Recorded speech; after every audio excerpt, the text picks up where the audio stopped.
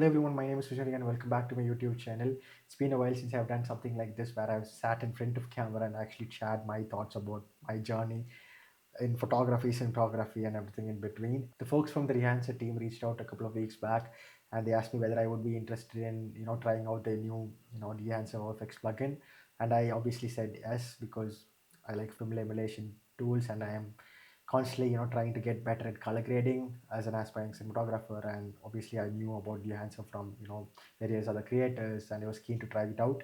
In return, they asked me to make a video or a tutorial video on it, and they said all the thoughts and stuff can be your own opinion. It can be very honest. We don't want any filtered out opinions and stuff like that. They did give me an affiliation link as well, which I will link below. With that, you can get a 10% discount. I also get a 10% off the purchase if anyone makes through my link. So just being transparent as before. So yeah, and I got a chance to use that on one of my project, as well as played around with just shooting clips and then kind of importing them into my editing program of choice, which is Davinci Resolve. So let's just dive right into it. As you can see, the setup is very straightforward. They also have an extensive manual that covers that goes very in detail and shows as to how to set it up, how to set your color space timeline in DaVinci Resolve, as well as walks you through each and every settings that is there inside the plugin in very detail. It's really worth reading out because there are some little things here and there, as well as few features that you kind of don't understand as to when you go and edit it, try it out for the first time. So I did give it a read and it was really helpful for me, so it is definitely useful for you as well. Apart from that, the setting up is quite easy. It's pretty straightforward as well. There is nothing crazy going on. And as you can see, if you go inside the color panel and you go inside FX, you can see the Dehancer Pro plugin at the very end. And I just drag and drop right into it. Obviously, you can start with the Rec 709 clip. But then the good thing that the Dehancer plugin offers is that you can also choose your camera of choice. Personally own a Panasonic S5 2X, and they do support that camera. For a by default, when I click that, it goes into the GH5, but then you can quickly change it to S5 2, and then I don't think there is a big difference as to what the gamma curve changes, but then you can see just so that it gives the same kind of Rexona and conversion or whatever that is going on in the backend. And then vlog by default, obviously Panasonic uses vlog as their log curve. When you select the camera, what happens right after this, that it kind of applies a pre-film emulation by default, which is the Vision 3 250D. If you don't know about me, I also shoot actual film. So this is the actual 250D film stock, Vision 3 stock, and I own a Nikon F3. I've been shooting it film for almost a year. I also got a 16mm film camera recently, and I did shoot exactly this Vision 3 250D 100 feet 16mm film stock. I haven't got the scans back yet, so I'm not sure as to how it has turned out, but then I'm really looking forward to seeing the scans back.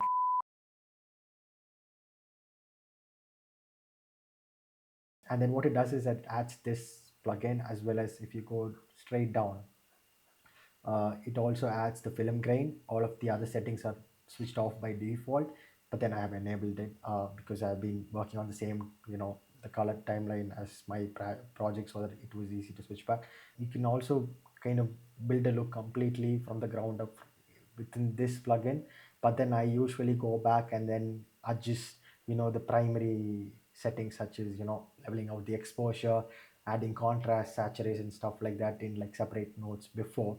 The stuff that Dehancer offers is pretty limited, but then you can actually go inside and play around in DaVinci's color panel in much more detail. So which is something I like. So I just use that workflow.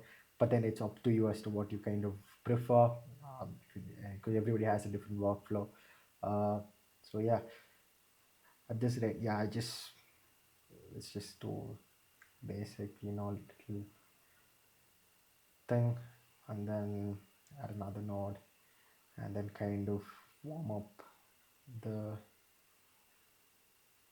image a bit.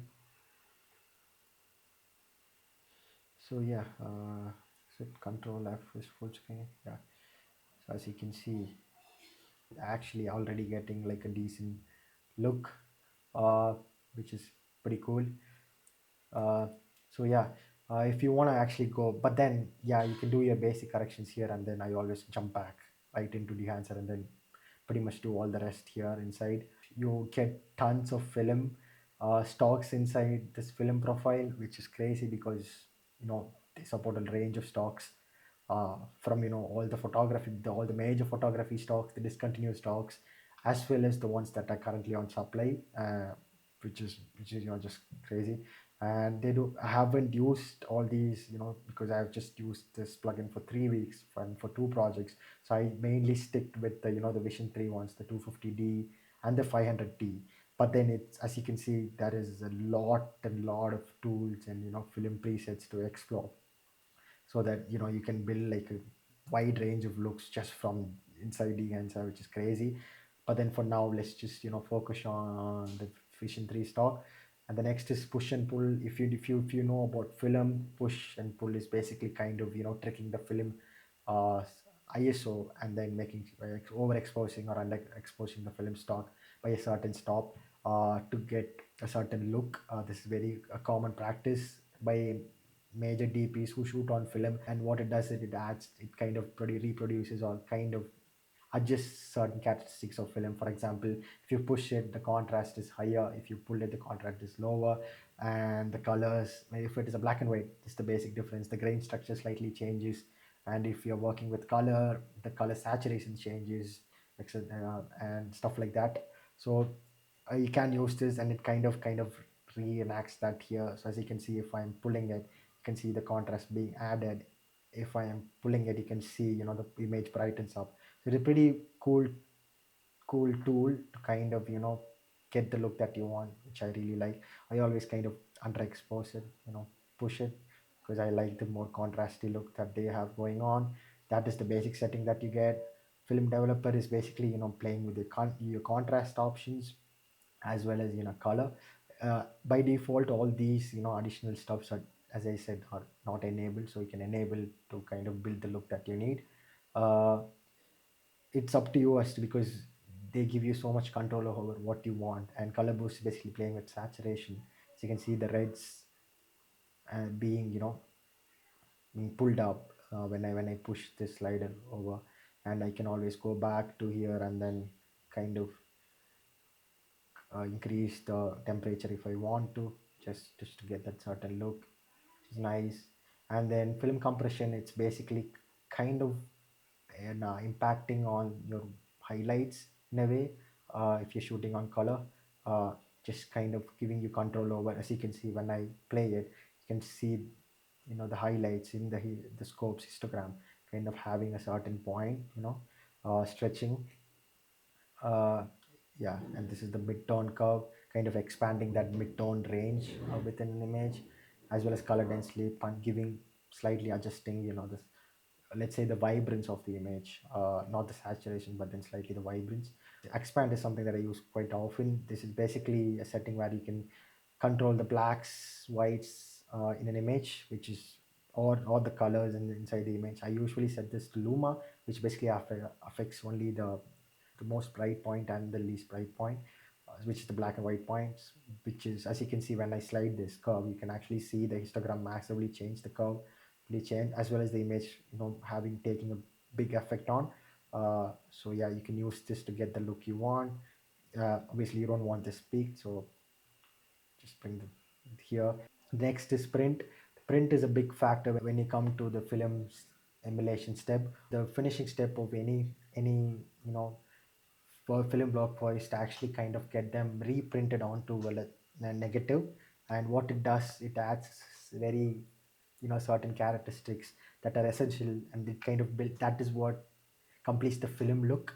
So I really like that as well. So I always kind of go for the print film look, because obviously when you export it, but then this is more of a Rec 709 image, color graded, without kind of finishing it. You know what I mean? So obviously, if you have that option, why not use it? So I always go for the Kodak 2383 print film. You also get this inside Davinci. I kind of use that pretty often if I want it. And it's good to see that they have it here as well. As you can see, as soon as I enable it, you can see the image becoming much punchier, much more contrasty, because that is what is where happens when the image is getting printed onto the negative. And the analog grain limiter kind of acts as, a way to, not completely clip out the dark point, so it kind of lifts up an image. So I select that as well, and then you can again go in and kind of, bring the shadows and the whites up to and clean up the image. Film grain is a very essential thing to, recreating that film look. You also get so many options, and all these settings, film grain, halation, bloom, film damage, film red, they also give you custom options where you can go in detail, and you can finesse and, play around with very, you know very detailed settings to get the look that you want. I use the preset.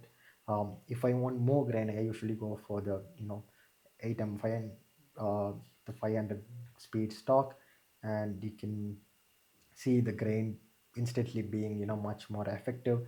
But then if you switch it to, for example, let's switch it to 65 mm, you can see the grain kind of clean up, and it's much more, minimal. And I think they do a really good job of recreating how the grain and the texture is getting added when you select these different presets, which is pretty cool to see. As well as you can kind of play around with how much grain level you want it to be out there, or you want it to be just at that level.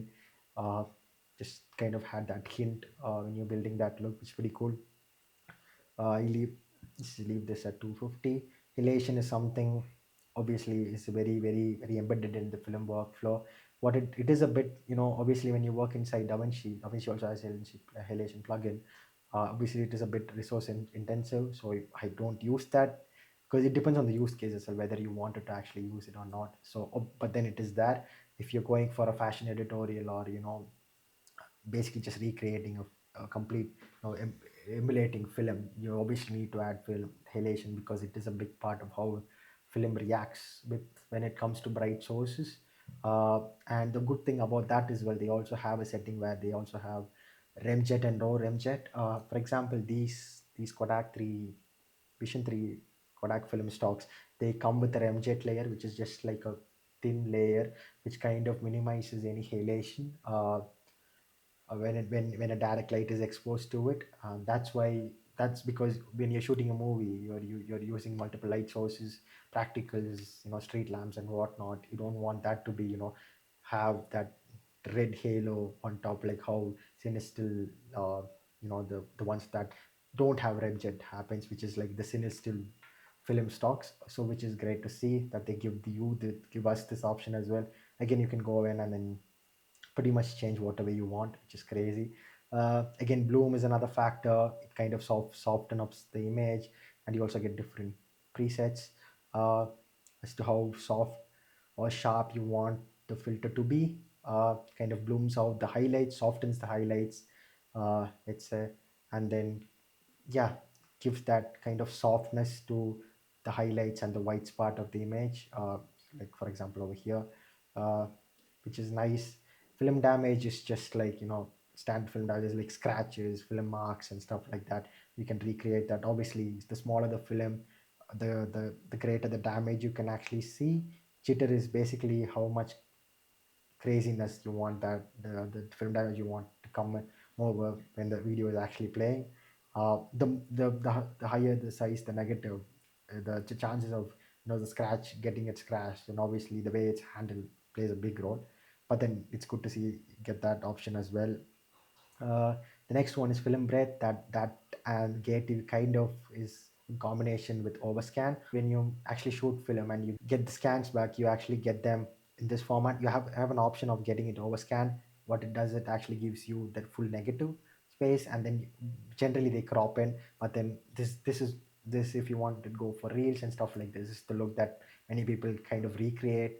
So it is good to see that is inbuilt as well. You can change a lot. You can change it to the way you want, from 16:8:16 to ultra vision, panavision, which is like super wide screen, as well as how the gate shape is, and obviously gate weave and film breadth kind of is something that kind of correlates to how the overscan the settings react. I It is cool to have, but then I don't use it because obviously I need a cleaner image where my frame takes over the whole image. But then it is a good feature to have. I probably might use it for some reel down the line if I'm making for Instagram and stuff like that. And then vignette, obviously vignette is a big deal. It is more of a lens characteristic, or if you're shooting, a super 35 lens on a full frame, you get that natural vignette, and you can obviously recreate that. But then, yeah, digitally, like any app nowadays has that. It's good to see it that this has that feature as well. You can also generate 3D LUTs from here. So if you want to kind of, if you're certain that you're going to use the enhancer in your post-production color grading workflow, you can kind of build a look beforehand and then use that as a reference in your monitor when you're filming stuff for your future projects, which is sick. And even for your photos and stuff, if you want to just quickly color grade, and you have that, Vision 3 look, you can get that here as well. That is also false color, to kind of, use this as an example to kind of understand where the exposure is. As you can see, most of the part is kind of underexposed, but then and as well as this building is kind of the greens and the grays are neutrally exposed under the 40 IRE range, and this is kind of not overexposed, but then on the higher end range. It is good to have that as well when you're working with, skin tones and people, and you have people in front of camera. This is a very good thing to have, just to check, make sure your exposure is right, and as well as clipping, which is nice to have. So as you can see, it is feature packed. uh, I did shoot like a complete, shoot and edit this BTS for an editorial shoot like months back, and I used Dehancer as like my finishing touch up, just so that, just to, for my curiosity to see how it looks. And I'm really happy with how it has turned out. Obviously, I've changed a lot of stuff, and I've also used, color corrected just with basic notes, and then added this at the end, and I've built a look around this as well. With regards to whether it's worth spending for $50, is what the lifetime license for this is, that um, for my use case, I want to get better at actually using the DaVinci color grading suite, because as most people know, if you open DaVinci, there are so much more controls where you can just go in depth and build like so many variety range of looks just by using whatever they have here. So for me personally, I'm at the stage where I want to master this before kind of investing into a different platform. But many people, they do use film emulation. It's just for the use case.